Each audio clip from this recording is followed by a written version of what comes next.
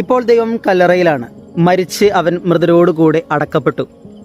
ഈശോയുടെ മരണശേഷം അവൻ എപ്പോഴാണ് ഉദ്ധാനം ചെയ്തതെന്ന ചോദ്യത്തിന് ബൈബിളിലാണെങ്കിലും കത്തോലിക്ക സഭയുടെ മതബോധന ഗ്രന്ഥത്തിലാണെങ്കിലും മരണത്തിന് ശേഷം അവൻ മൃതരോടുകൂടെ സംസ്കരിക്കപ്പെടുകയും 3-ാം ദിവസം ഉയർത്തെഴുന്നേറ്റു എന്ന് പറയുന്നത്. അങ്ങനെയെങ്കിൽ ദൈവം കല്ലറയിലായിരിക്കുന്ന ഈ ദിവസമാണ് ശനിയാഴ്ച. എങ്കിലും പണ്ട് മുതൽക്കേ ഇത് വലിയ ശനി എന്നാണ് അറിയപ്പെടുന്നത്. ദൈവം കല്ലറയിലായിരിക്കുന്ന ഈ ശനിയാഴ്ച എങ്ങനെയാണ് വലിയ ശനിയാഴ്ചയാകുന്നത്?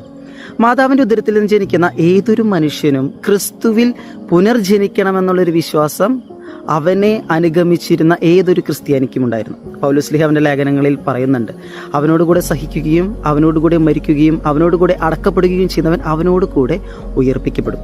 ഇത് തന്നെയാണ് വലിയ ശനിയാഴ്ചയുടെ വലിയ പ്രത്യേകത. അവനോടുകൂടെ മരിച്ച് നമ്മുടെ സഹനങ്ങൾ അവനോടുകൂടെ സഹിച്ച് നമ്മുടെ ജീവിതം അവനോടുകൂടെ അടക്കപ്പെട്ട് അവനോടുകൂടെ 3-ാം ദിവസം അവൻ്റെ ഉദ്ധാനത്തിൽ പങ്കുചേരണം എന്നത് തന്നെയാണ് വലിയ ശനിയാഴ്ചയുടെ ഏറ്റവും വലിയ അർത്ഥം.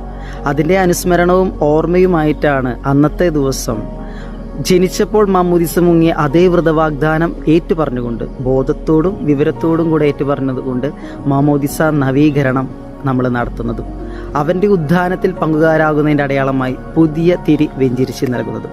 അന്നു മുതൽ ക്രിസ്തുവിൻ്റെ മരണത്തിൽ ഒന്നു ചേർന്ന് നമ്മളെല്ലാവരും അവൻ്റെ ഉദ്ധാനത്തിൽ പങ്കുചേർന്ന് പുതിയ സൃഷ്ടിയായി മാറുകയാണ്.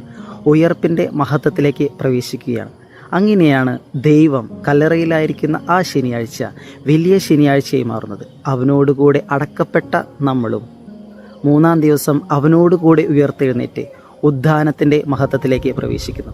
നമ്മെ ഉദ്ധാനത്തിൻ്റെ മഹത്വത്തിലേക്ക് പ്രവേശിക്കാൻ സഹായിക്കുന്ന അവനോടുകൂടെ അടക്കപ്പെടുന്ന ആ ദിവസമാണ് വലിയ ശനിയാഴ്ച. നമുക്കെല്ലാവർക്കും ഒരുങ്ങാം വലിയ ശനിയാഴ്ചയിലെ തിരുക്കർമ്മങ്ങളിൽ നമ്മളെ തന്നെ മാമോദിസ വ്രതവാഗ്ദാനത്തിലൂടെയും പുതിയ തിരി ഏറ്റെടുക്കുന്നതിലൂടെയും അവനോടുകൂടെ അടക്കപ്പെട്ട് അവനോടുകൂടെ ഉയർപ്പിൻ്റെ മഹത്വത്തിലേക്ക് പ്രവേശിക്കാൻ.